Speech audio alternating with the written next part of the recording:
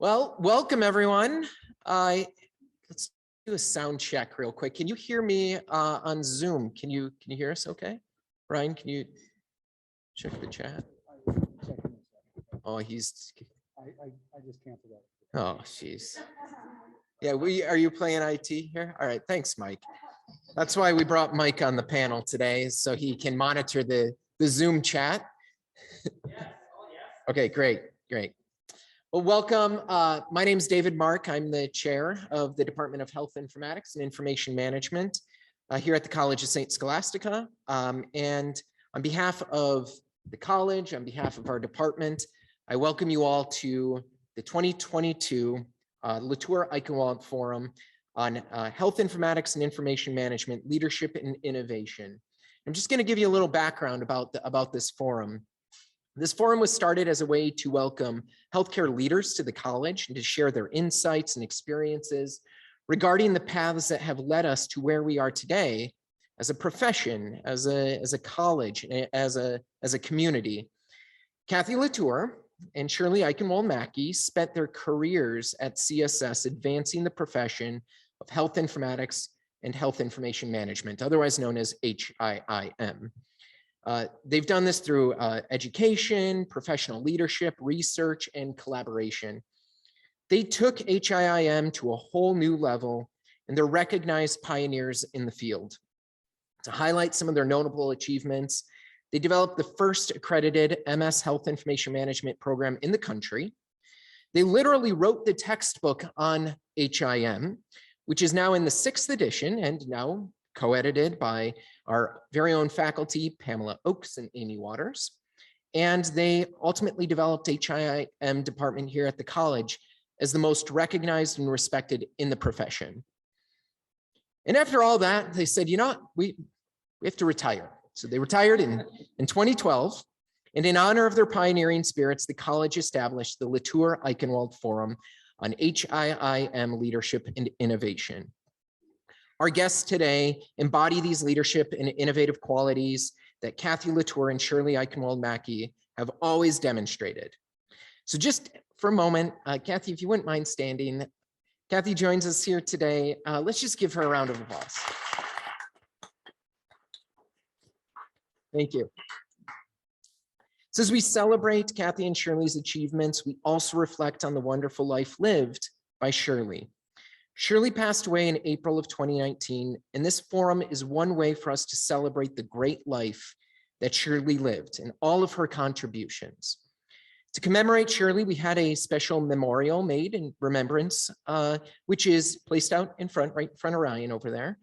Normally, this memorial is located on the CSS campus, located in the first floor of science, right outside where our offices are in the HIIM office suite.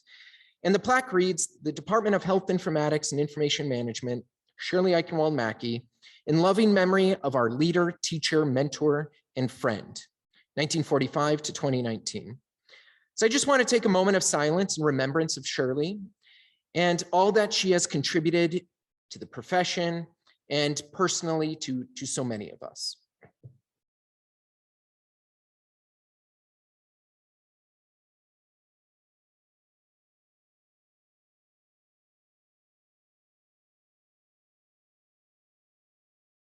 Thank you. Today, I'm very happy to welcome a panel of 3 of our own alum who are now in prominent healthcare leadership roles. And the panel includes Thea Campbell, Emily Yu, and Mike Kovala. And we will have each of them share a little bit more about themselves in just a moment.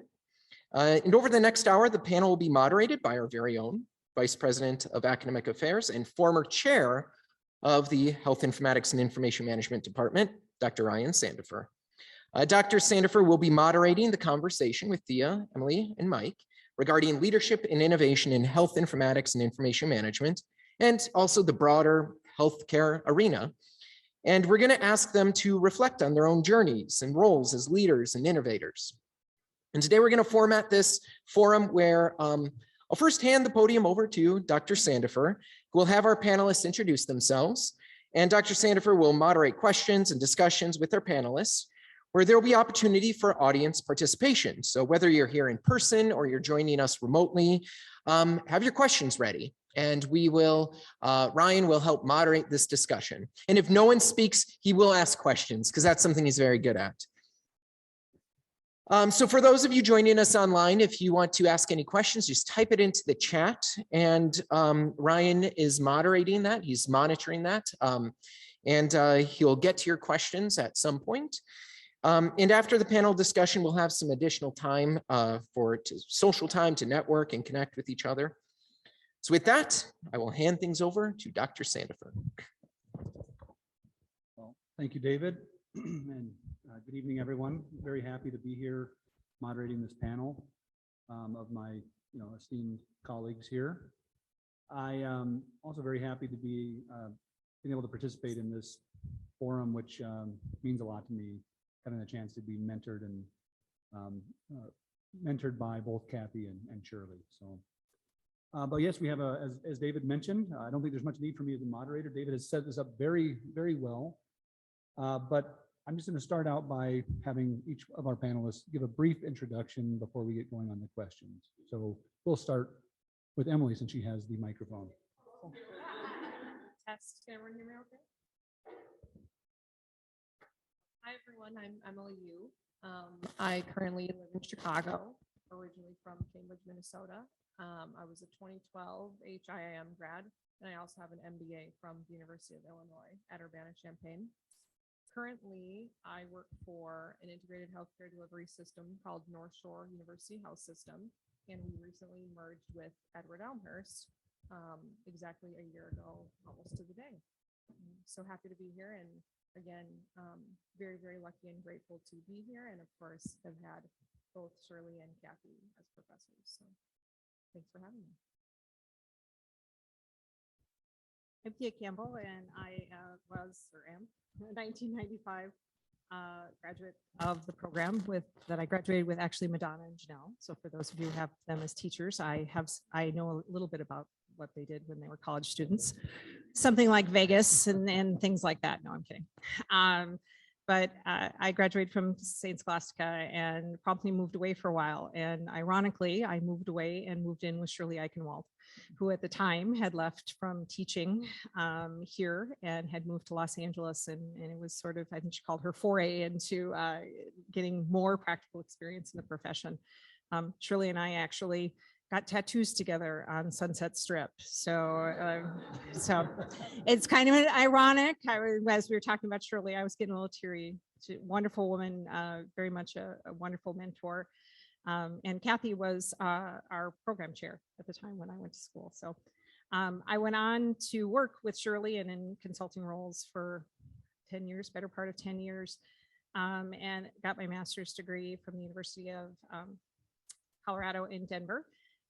And through sort of the relationships I had made doing consulting and traveling, ended up taking what I thought was a short-term position as an interim director of health information at Cedars-Sinai in Los Angeles. I told the person who recruited me, who I had worked with in the consulting firm, that I would stay as long as I didn't have to solve the problem twice, any problem twice.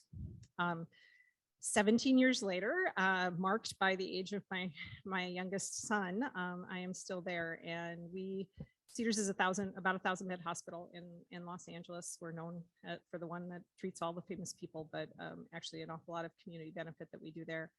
And we, late to the game, started a health system. So we've acquired 2 hospitals here recently. Our recent acquisition just went live on Epic a week and a half ago. So a little bit of excitement there. But throughout that time, I was the director, then the executive director, and now the funkiest title in the world. I'm an L1 pillar leader for the health information, revenue, and compliance division, which is really great. So I have about 400 staff who encompass all of those functions, the traditional functions of information governance, coding, CDM, rev integrity, and revenue compliance for the health system. Oh, and Ryan should kick me. This past year, I had the wonderful fortune of joining with Ryan on the board of directors for HIIM.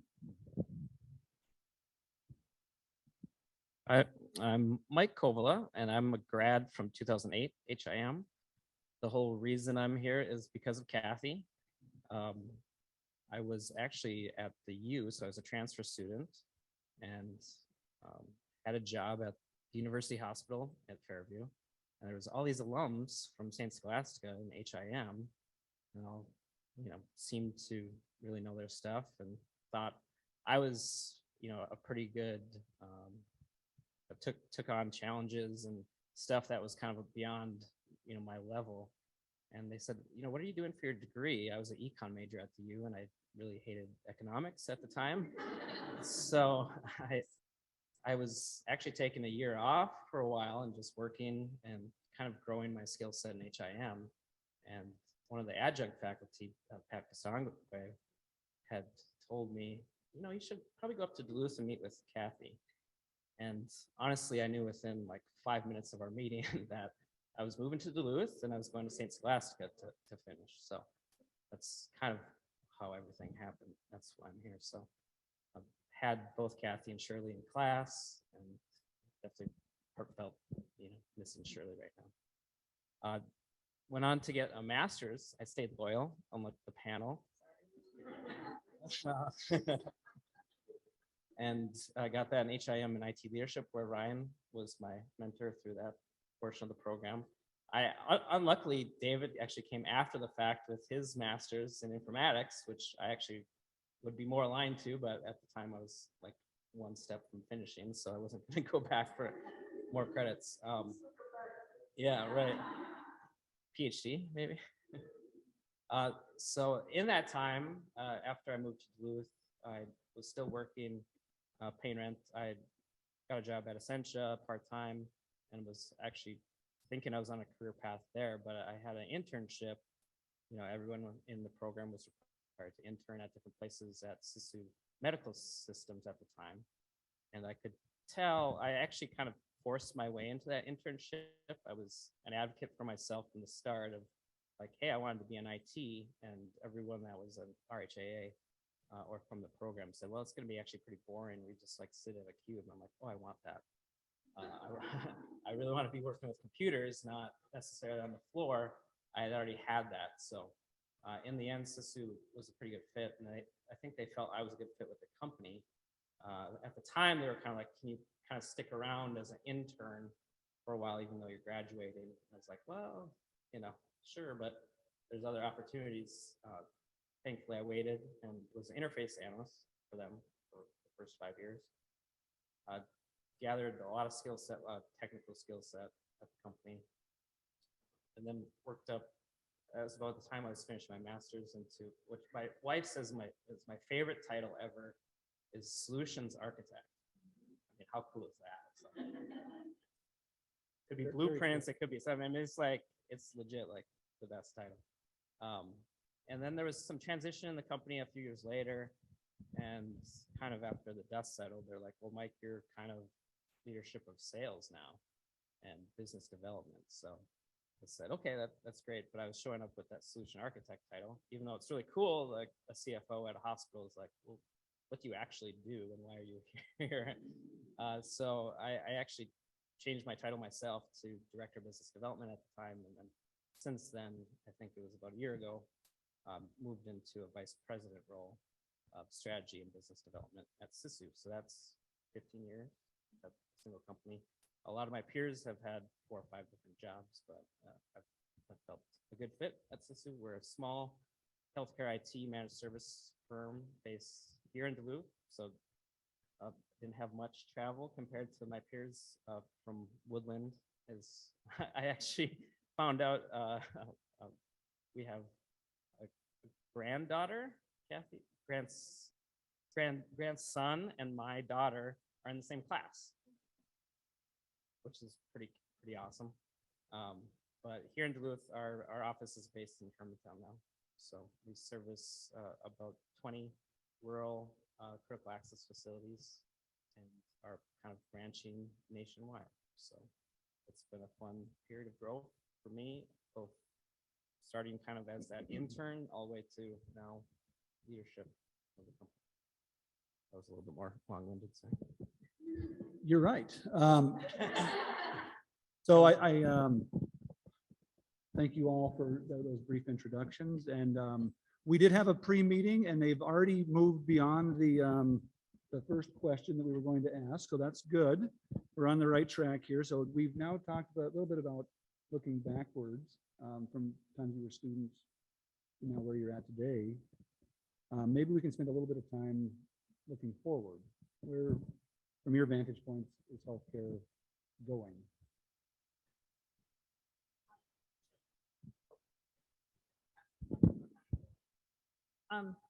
I would say that right now it's a really exciting time as I was driving here, because I too live in Hermantown when I'm not in Los Angeles. It's a heck of a commute. Really nice in the winter, as my husband says, I skip onto the plane. But as I was driving here, I was sort of thinking about this. We did have some pre-conversations, but healthcare is in an interesting place right now. So before COVID started, or before we went down that wonderful path known as COVID, a lot of healthcare systems were looking at not wonderful financial times. And we've always been very fortunate. We've had wonderful financial planning and wonderful innovation in our facility. But do COVID for 2.5 years, and we're kind of right back in that place. And so we're looking in a lot of different directions in terms of innovation.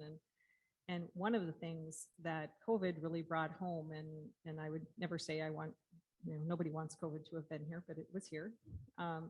But where we are really looking and where the future is in healthcare, and for us in particular, is really around that information. So when the public health emergency was declared, and they started reporting statistics all over the place, my oldest son, who's 27 years old, didn't live here. He was down south. And he may not have been a believer of about COVID, and he's not my scientist. And I had a phone conversation with him one day, and he said, those COVID numbers, they're false. And, I heard of somebody who crashed a motorcycle in Florida and they said he had COVID, and hospitals are just trying to get more money. And I paused and said, do you recall what I do for a living? And he was like, what do you mean? I said, I'm the person reporting those numbers and collecting those numbers for Cedars-Sinai. He's like, well, I know you wouldn't lie, but other people would. Needless to say, I think even in some of those early moments, it was really around the importance of that information, the importance of that data. And now we are looking at so many different pieces of how people are taking our coded data and using it to make decisions about health equity, about social determinants of health, about social services that they can receive, about severity of illness, about how we're going to pay hospitals, what are the outcomes that people are having when they're in the hospitals, and quality of care. And yet it all ties back to this piece of information, or these pieces of information. And the time is now. I mean, public health emergency put it out there. Everybody's talking about the data. And now it really is around, how do we develop a structure so that data that's derived for lots of different reasons meet our needs. And I think we actually am sitting on a committee at Cedars finally, because we have some interesting mandates coming down the path, where we're trying to talk holistically about, here are all the demands for those wonderful 25 spots on the movie. What do we want to make sure is on there? We want to make sure the HCC is on there. We want to make sure the code for the PSI may or may not be on there. We want to make sure we have enough, we're getting money, and the CC is there. And that's where healthcare is going. People are deriving lots of conclusions from our information right now.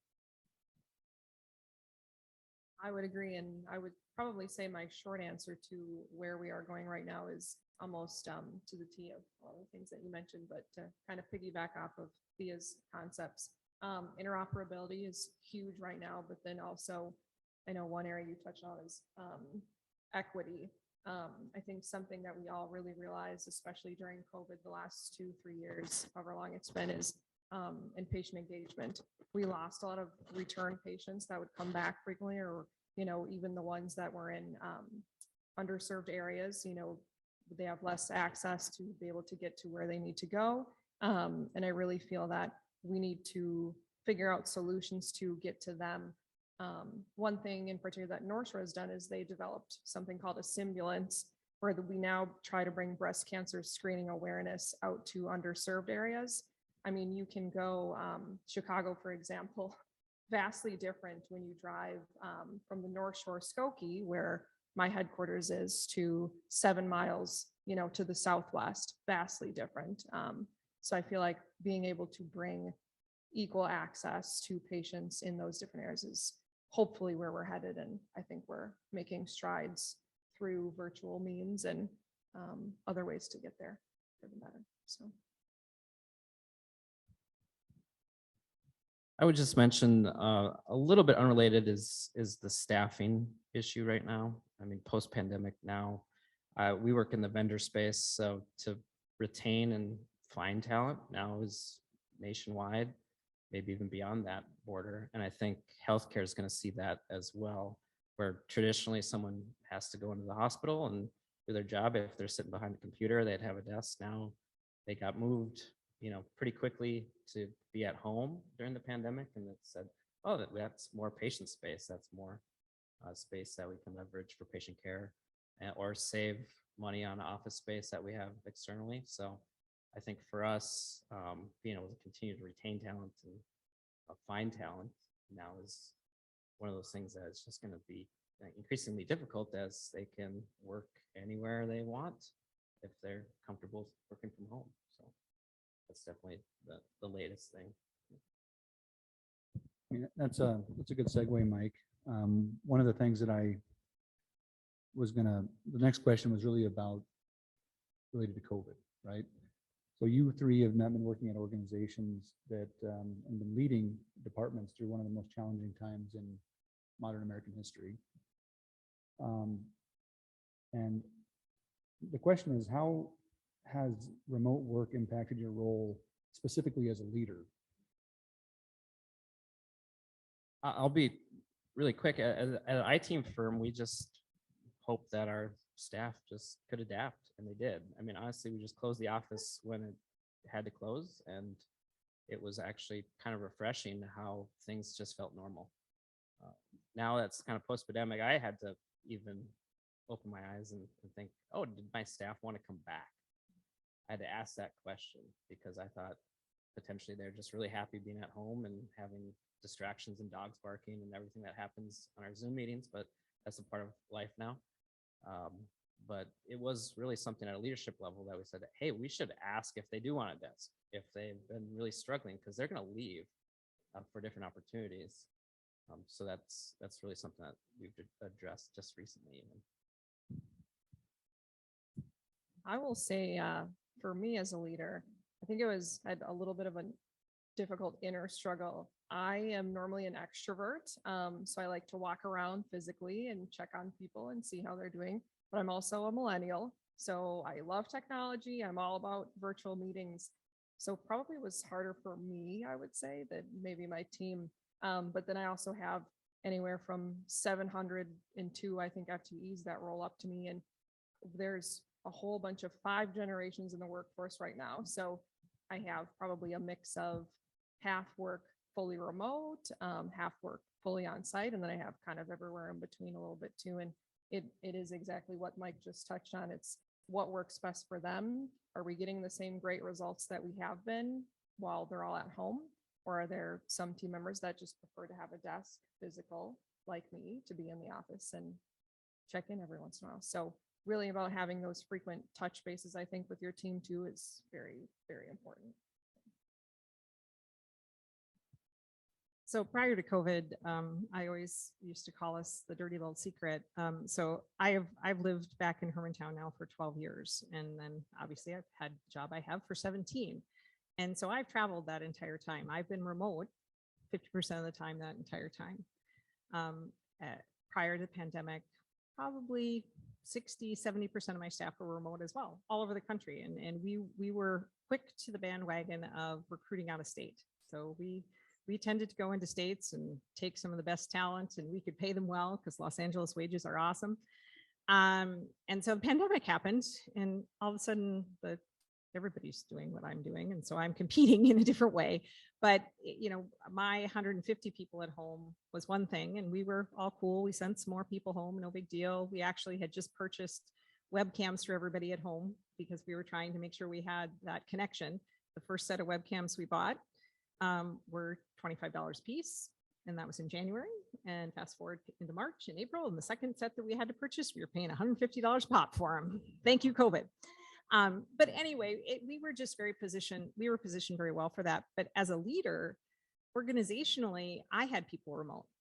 I was speaking, I think I even spoke here about working remotely.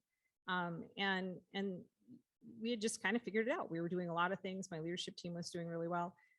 But then we sent 6,000 people home overnight. And what really happened to me was I started getting a lot of phone calls. Thea, how do you manage people when you can't see them? You know, they picked up their computer and they walked out the door. What do I do? And so I had a real wonderful opportunity to interface with a bunch of people that I knew from our organization, but we're sort of on a different level. And we put together a remote working task force because all these people took off with no policies and procedures, no really any rules, nothing like that. We happened to have them in our department, but they didn't apply to everybody. So I spent about a year sitting on a task force trying to define those things. And initially the task force focus from most of the leaders was, we just got to get through this and then they'll come back. And our finance person, who I report up through finance, was adamant. These people are only home temporarily. That's changed. He's now said, get out. We have very open buildings now, but it's been very interesting as a leader to try and walk through with people and say, you know, yes, there's a balance between getting people together and having intention in terms of doing that, and then figuring out how to have a crazy sweater contest online. And our CEO speaks an awful lot around the culture of our organization. He worries that our culture's changed. And I kind of chuckle when I talk to him about it, because it's like, you worry about our culture and that we won't have connection, yet our department, who has been remote for 10 years, have some of the highest engagement scores in the organization. So it's not impossible to do. You just have to want to do it. And so I think just as a leader, it's become just asking those questions about what people need. And maybe that's a little bit different. I really feel like we ended up in COVID, it kind of brought us all to our knees and we had to all become very, very human. And I remember at one point, probably 4 or 5 months into the situation, after I had said, don't worry about it, don't wear a mask, wash your hands, no, don't worry about it, and all sorts of wonderful things back and forth, I finally had to go, you know what? I'll share the information I have in the moment. It's the best information I have now. And you know what? It might change tomorrow. And I finally said that to my staff. I said, you know, I'm really sorry. I'm really struggling here. I don't have the answers for you. And it really humanized leadership at that point, even though everybody, you know, lots of people were at home. So. Thank you. Mike, he was just talking about some of the changes and needs that came from COVID, specifically related to technology. More broadly speaking, in your role, you were a solutions architect, apparently. I was. Now you created a new title that is even cooler. So yeah, whatever. Some would argue. But you're focused heavily on technology. Yeah. On the vendor side, we have to kind of be a step in front of what healthcare is going to be. Sorry to step over even the question. No, I think you inferred the question. Yeah. I think so. But you know, it is something. Even in rural hospitals, the things that kind of come at us usually are, in financial sense, it's a slow-moving boat, right? Healthcare, big payers like CMS, Blue Cross Blue Shield are going to kind of dictate value-based care initiatives and those kind of things, and they're slow to adopt. But recently in the news, if people are keeping track, Amazon Clinic just opened for everybody. So what's that going to mean for your traditional healthcare models? I look at that as a patient more than, being in the industry, just because I have young kids. I've been there at 11 o'clock talking to a nurse on the phone saying, well, you have to come into the ER. Okay, well, I know that's going to cost me $1,000 out of pocket. Maybe I can talk to a doctor at Amazon Health because they're 24/7. And then they tie that back to their pharmacy directly, where they can have that the next day.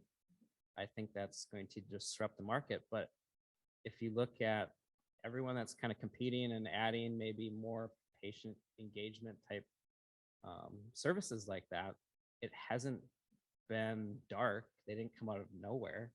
Google, Microsoft, every big firm, Walmart, have been hiring like healthcare executives left and right for 5 years. Like, what was the expectation? Now that it's actually happening, I'm very curious what's going to happen to local providers, small hospitals that are already struggling, large healthcare entities that are going to have to, maybe they have enough power to compete directly and start something up themselves and keep, their pharmacy busy. But I think 5 years time, it's going to look a little bit different in the landscape. And I think in a good way as a patient, because it's going to offer more choice, especially, for those cases that makes a lot of sense to not go into a clinic when, like, hey, my kid has an ear infection, or I just need some, a pretty simple prescription, or, like mental health services, which are really hard to come by. And there's a stigma to like going in. You could do that in your living room via telehealth. Like, those are all, I think, really good things for healthcare and things that excite me being on the technology side. Thanks, Mike. Thea, kind of completely on the other side. I mean, we've been working on within our organization over the past year, really focused on building community, building culture, building teams. How do you build trust and psychological safety when you're creating your team within your organization? It's interesting. I actually was having a conversation with a colleague that I do a lot of partnering with about psychological safety, and we were kind of laughing that you say to someone you're working with, one of your members of your team, and we're going to talk about psychological safety. And we're trying to come up with a better way to say that. Why? What is that, and what does that mean? And there was obviously the Google study about that being one of the defining characteristics of what makes a good team. A lot of it is being human. So I've been a leader long enough to admit that I didn't come out of school in sort of the same leadership position or the same leadership philosophy that I have now. And so it's been a lot of adaptability. I mean, one of my famous lines when I was a young leader, well, what have you done for me lately? Well, you got a paycheck, didn't you? And that was about the only conversation I had. And I used to pride myself on, I didn't go out to dinner with people that I worked with, and I kept a pretty arm's length distance from that. And that's who you were as a leader. You kind of were that mystic leader over here. And that's very much changed. Like I said, when I kind of came to my knees in the midst of COVID and said, and I mean, we started doing a lot of blogging and a lot of conversation back and forth. And you have to make yourself available for those conversations. And what we have struggled with, or what we've sort of evolved with over the last 2 years, is asking people if they're okay and getting comfortable when they say no. And you kind of go, oh my gosh, what do I do? And so there's tons of data, and we've actually kind of had an experiment, or not an experiment, but sort of an evolution in my leadership team. One of my managers worked with me for a very long time. He's a great guy. Thought I knew him pretty well. And we were doing some work in this space because obviously we needed to talk about it. We were talking about how our leadership style is changing. And I remember having a conversation with him, and I literally had worked with him for 15 years, and he shared some things with me that he'd never shared with me before. And I kind of looked at him and I said, well, why? Why now? Now do I know that you have dogs and all of these things? And he's like, I just didn't think that it was okay if I shared that at work. And all of the studies show that if you can come to work and be your authentic self and not be afraid to share something, that you're much more productive, much more engaged, you're doing much more meaningful work. And so I think you've just had to adapt with it, and you have to sort of look at yourself about, what do I need? And I tease my millennial friends, because I'm a Gen Xer, that they really were the ones who started to ask a lot of those why questions, or ask those questions where I'd be like, because I paid you, go away. and we had to figure out how to sort of adapt to that. So I think it is just continuing to be aware of how that evolves, and what our staff are looking for. And maybe understanding that what you're trying to give to them, or what you're trying to do together. I still came out of the era where you got golden watches because you were somewhere for 20 years. But recognizing with some of the folks coming out of school, some of our newer hires, that it might just be a short-term relationship. It might be 5 years. It might be 2 years that we're together. And what we need to do as leaders is really figure out how can we benefit each other? You know, what's the superpower you're going to share with me today? And I'm going to use that superpower, and we're going to bounce off each other for a period of time. It may not be forever, but then you have a great network after that. Thea. Last question, then we'll open up for some questions from the audience. Emily, you brought up that you have just gone through a large merger with your organization. And we hear constantly in the news about more mergers and acquisitions, particularly within healthcare. Can you talk about that, about kind of leading a department through a major transition like that and the impact it has on your team and on yourself? Yes. So mergers, I will say, it's a lot like a marriage. You have two, coming together, and the result should be that you're complementing one another, right? So we work towards that. I think the result is profit, but as Thea mentioned, really the backbone of all mergers, acquisitions, and coming off of COVID, also coming off of NorthShore, one of NorthShore's hospitals was Highland Park as well too. So we had to take a lot of step back from COVID in Highland Park, and we had a lot of talks about psychological safety within our units, but it all kind of boils down to also adding a merger on top of all of that for all these employees too. And how do you get your employees to move from denial and resistance to change to acceptance and commitment to our values? And it all comes down really to the why. Why are we merging again? And, NorthShore has X values and Edward Elmhurst has Y, and we're coming together as a community benefit to reach more areas, as I mentioned earlier, than we ever have before. So, and I really think just working your leaders through those different phases from denial, resistance to acceptance and commitment will take you far. I think a couple of questions to ask as you're leading teams and leading leaders through a merger is, where are your leaders in those phases? Do you have a couple of leaders on your team that are maybe still resistant to that change? And how do you get them to understand the why for the rest of their groups? But then you'll also have kind of your champions as well on the other side. And how do you leverage everyone together to understand the why at the end of the day?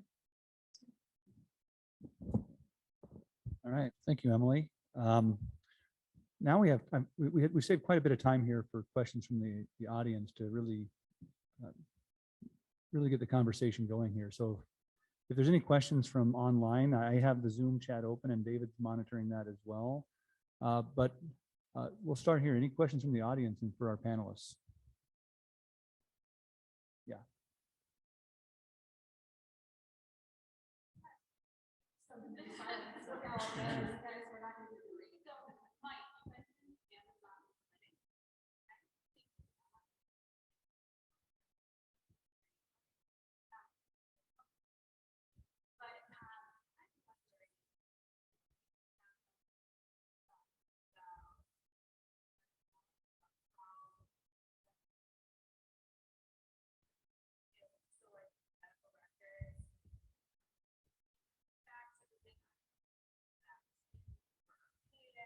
Sure.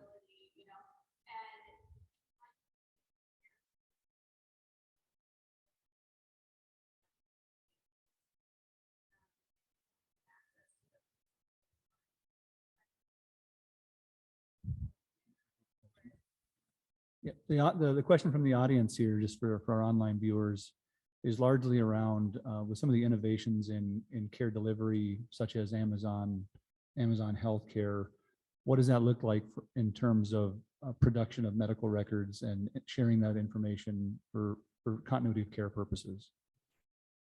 Yeah, honestly, there isn't a lot out there from them of how they're even keeping track of, medical records. If they're, Epic Shop or something like that, they kept that pretty close to the vest. They've hired a lot of people from vendors specifically, on infrastructure side and design. So I wouldn't be surprised if they rolled out their own EHR. I don't think they necessarily need to respond to the same hoops that your traditional healthcare entity does. I mean, they're treating it like a clinic. If you compare it, I think a little bit more closely to the minute clinics. So other places that would be in that same market, you know, Walgreens and the like, they still have to track those appointments. They have to submit vaccinations to departments of health. So they have infrastructure in place for that.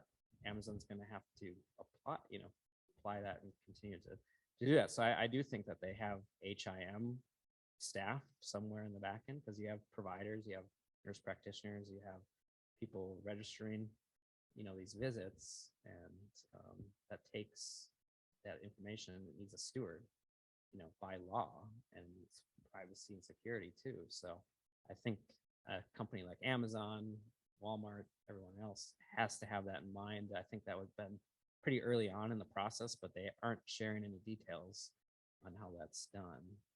I'd be interested, you know, as it continues to gain traction and people start to use it and people request their medical records like they're able to do by law, how that happens. They might say, hey, we have an Amazon Health app. That's the only way you're getting it. It's still, you know, that is a legitimate means, and you can download it that way. That would not surprise me. Anybody else?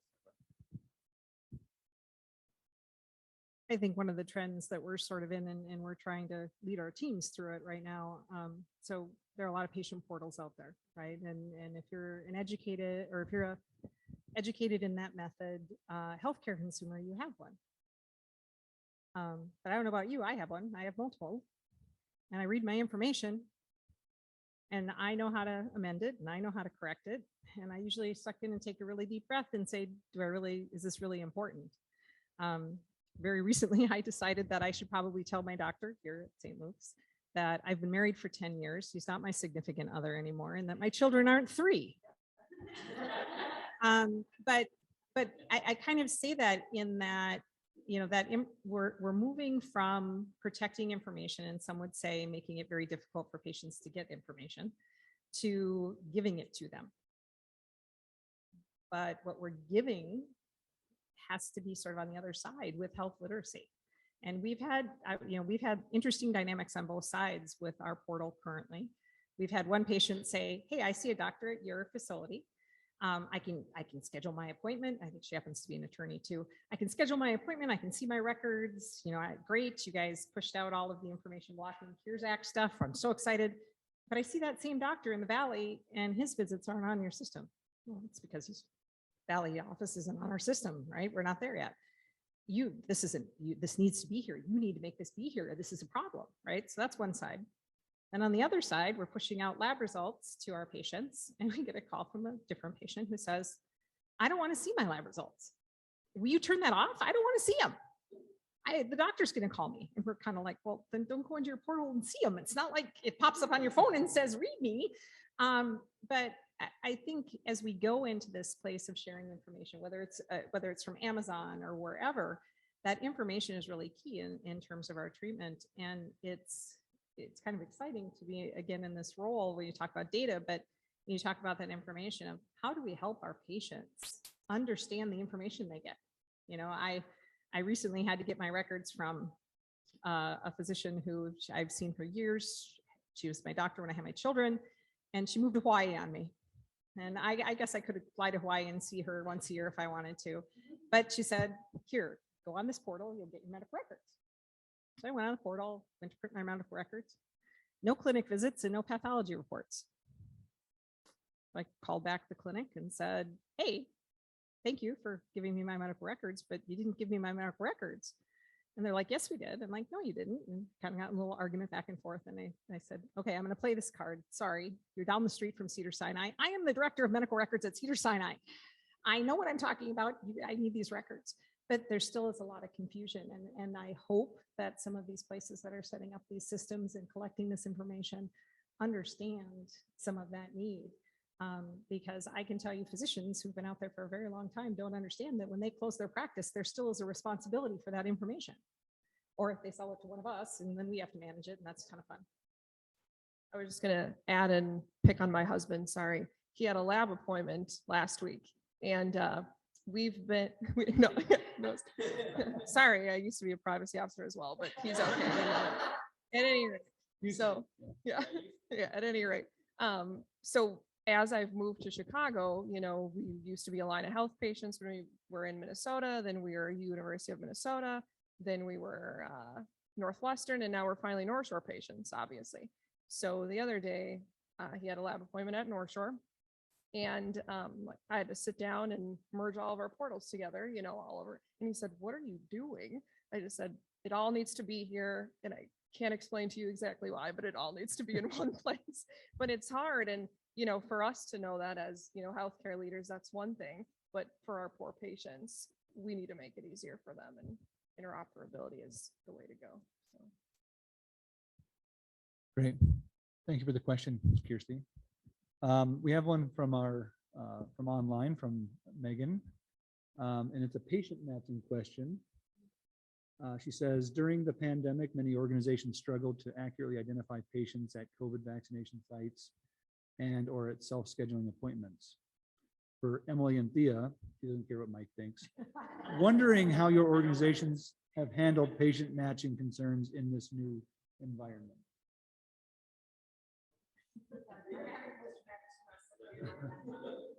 So I would say, you know, at the very outset of it is ensure that you have a really, really great patient verification system set up, procedure in the back end. In addition to COVID, layering in an acquisition, we had 2 acquisition hospitals in the last year, and then now a merger. So all of our databases are going to be one big old mess for our poor little HIM department to figure out. But I really feel that at the end of the day, it comes down to your process of being able to verify patient to patient and what are your top patient identifiers you're going to need to follow strictly throughout the whole organization.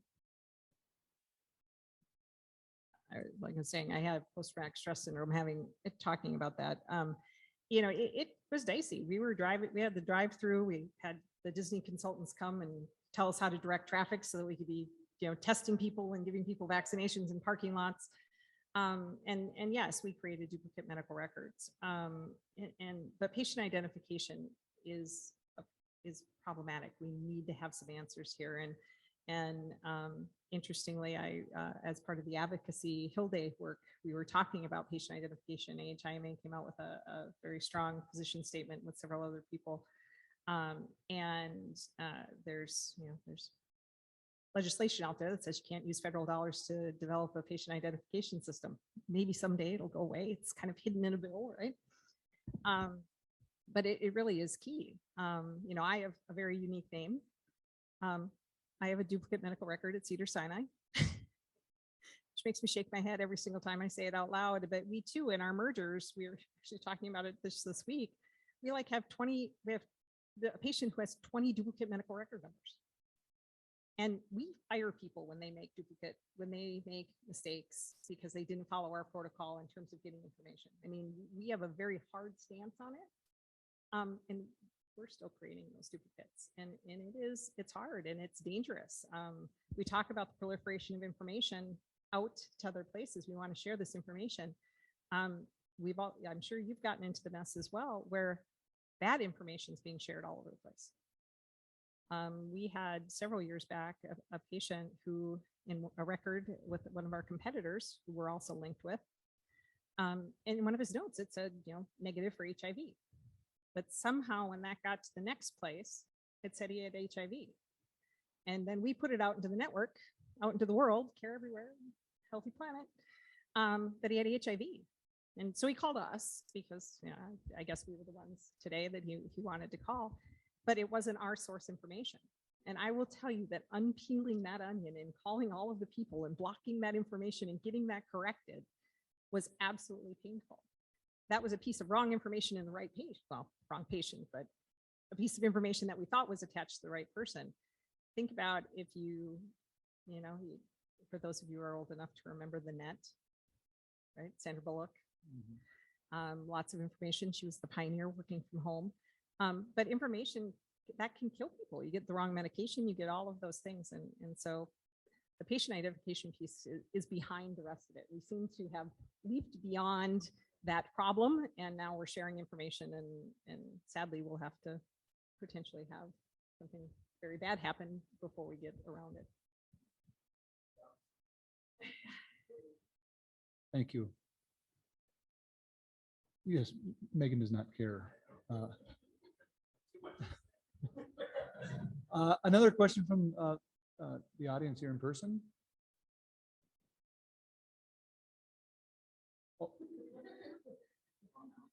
Madonna, are you going to let Kathy? Okay. Kathy.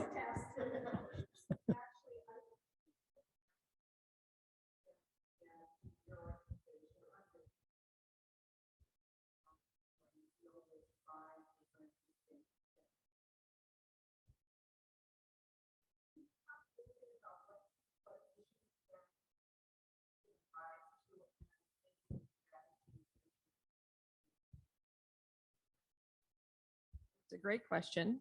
Can I repeat the question? So just for the online folks, the question is, Emily mentioned that she has been working with or leading 5 different generations of individuals within her organization. What are some strategies for how to work with different generations in your role? I will say it's really important to get to know your people and your leaders. Harder to do now that we're all virtual, but there is a way to do it. You know, we're more connected now than ever. And I think it's also important to understand how to lead people and get people to meet goals and to meet their KPIs at the end of the day. So it's really, I think, about being flexible and adaptable to how they like to do things. You know, we have a lot of millennials, and my Gen Zs want to 100% be remote and ask a lot of questions all the time, which is great. But then I have my baby boomers and my Gen Xers that kind of want to be left alone, and they do just fine on their own, but they also want kind of that touch in every once in a while. So having monthly meetings, keeping them engaged. I really just think it's getting to know them on a one-on-one basis and then working with them with what works best with them too, I'd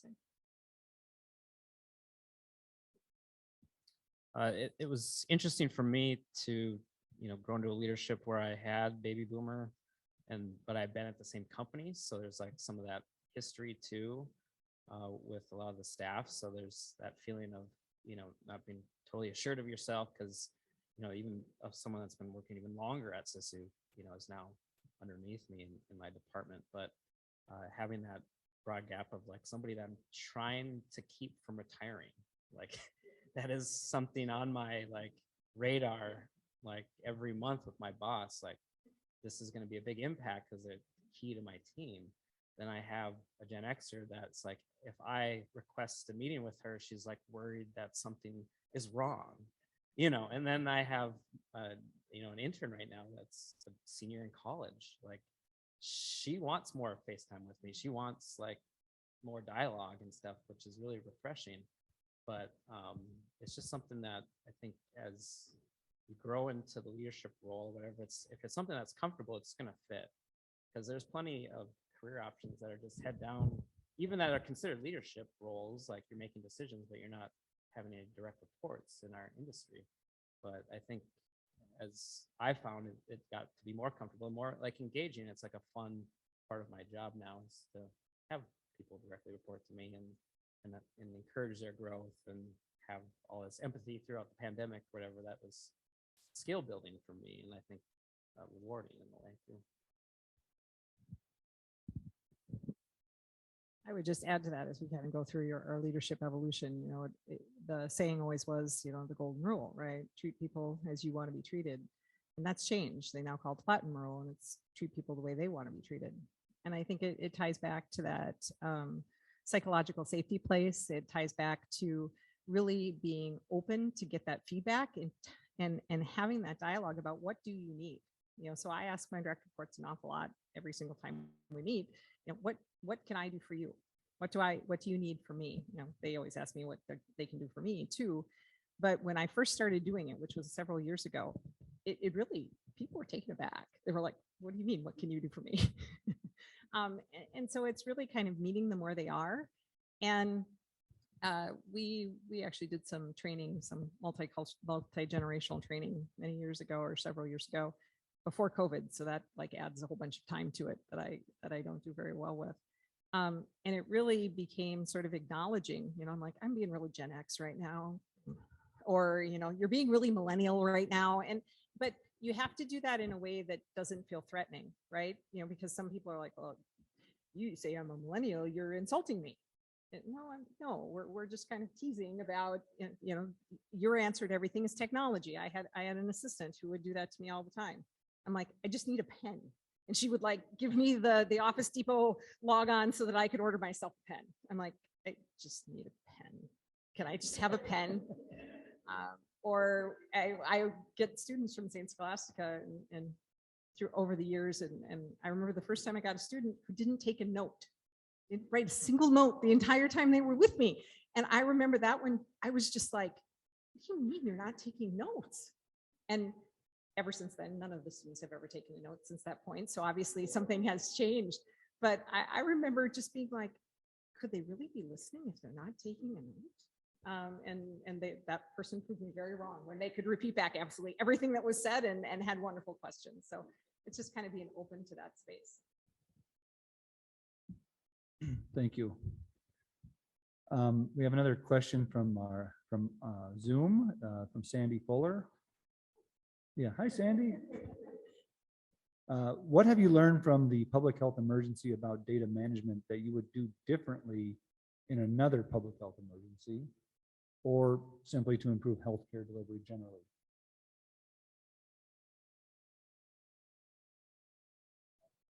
So my sarcastic answer, Sandy, is it certainly would be nice if they came up with the codes faster and didn't change them every 30 days in the middle of a health emergency. So we had to recode all those accounts.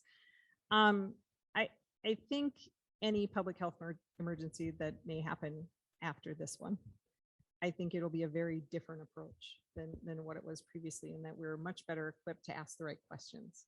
I don't, like I said, when COVID started, I remember vividly saying to my team that was on site, just wash your hands. Don't worry about it. You don't need masks. Just wash your hands. Just wash your hands lots and lots and lots. Don't worry about it. Well, on the floor, they're wearing masks. Don't worry about it. Next day, we issued them all masks.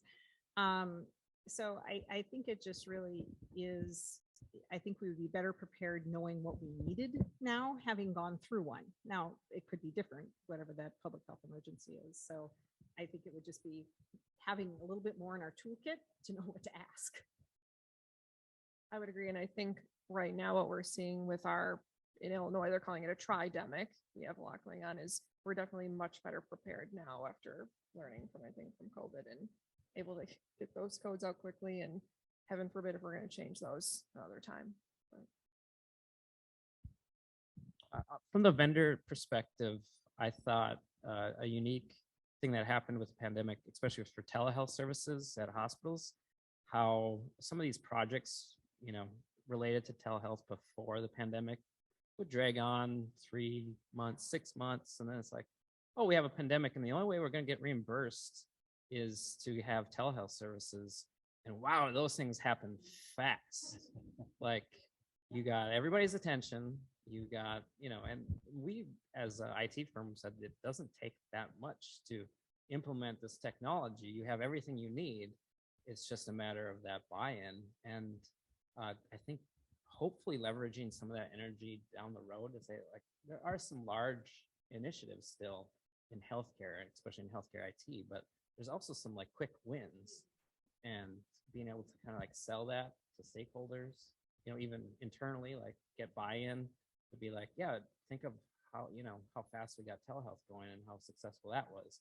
And maybe it wasn't perfect even in the first month of rollout, but it was one of those things that you could do it kind of in stages and get it perfect by the time it was, really necessary. So that was one, takeaway from the vendor side anyway.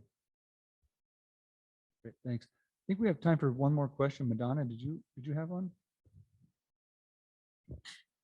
Sure.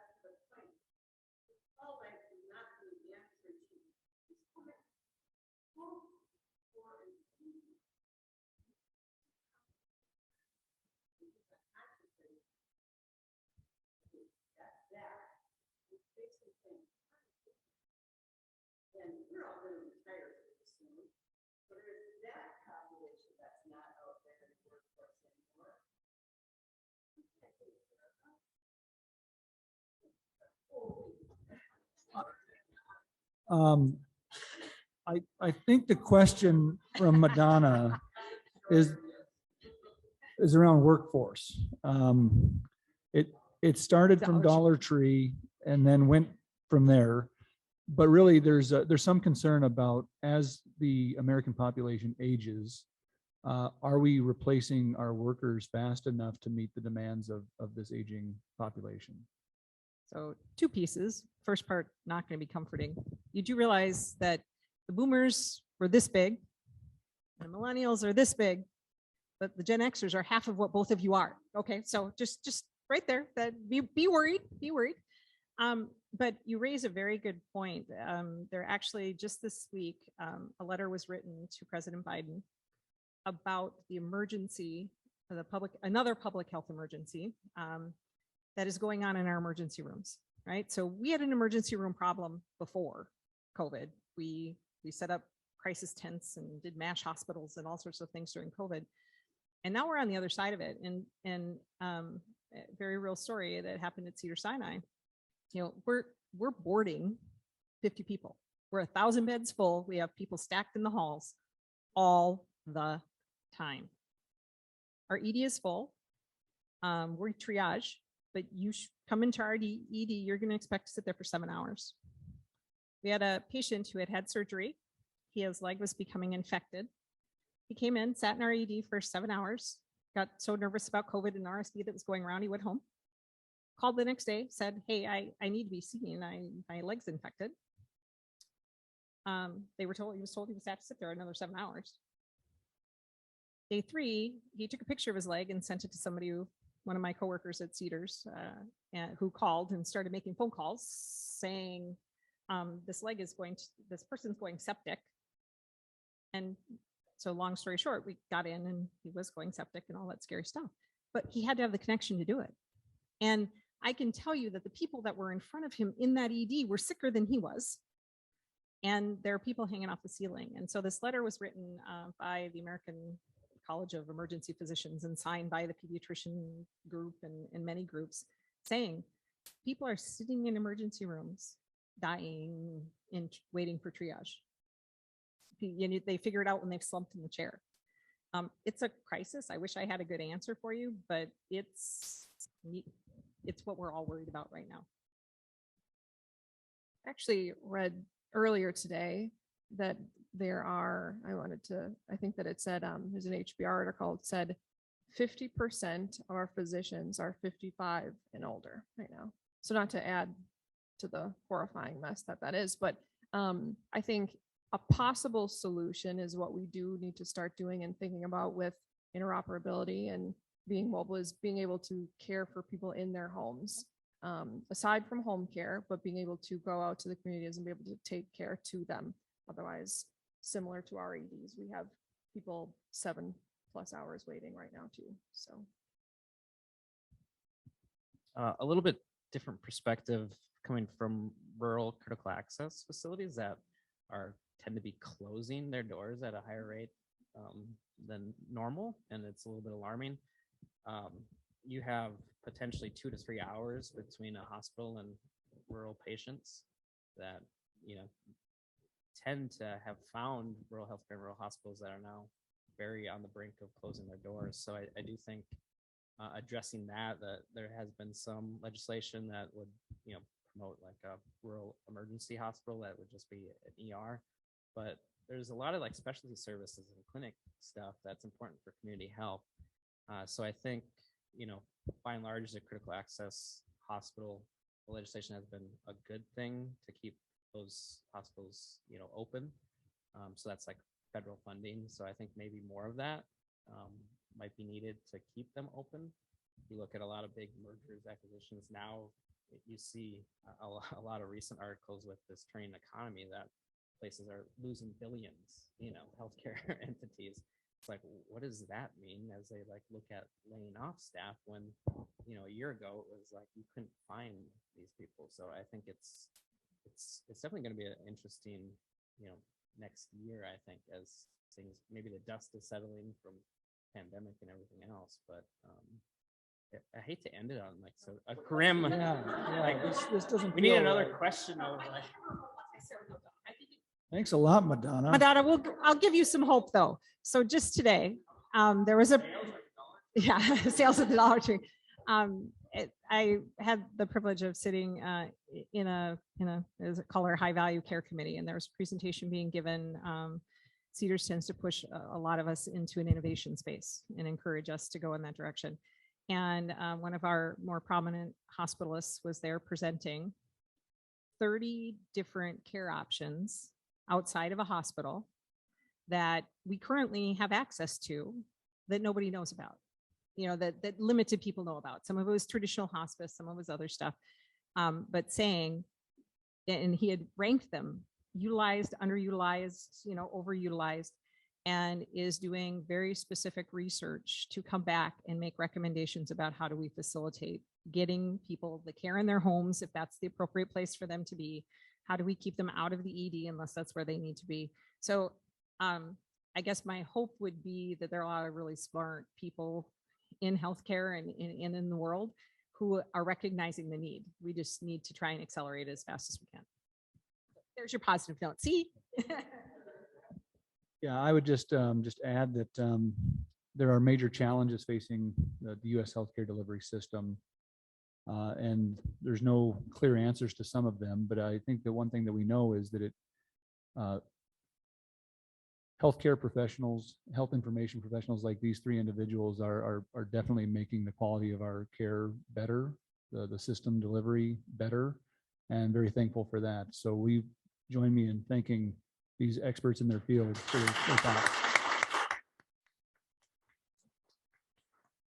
Let's give a round of applause for our moderator as well. Thank you. Well, thank you, everyone. That concludes our formal panel discussion. We do have more food. So help yourselves. We'll be sticking around for about another half hour or so. So thank you. Thank you all for attending.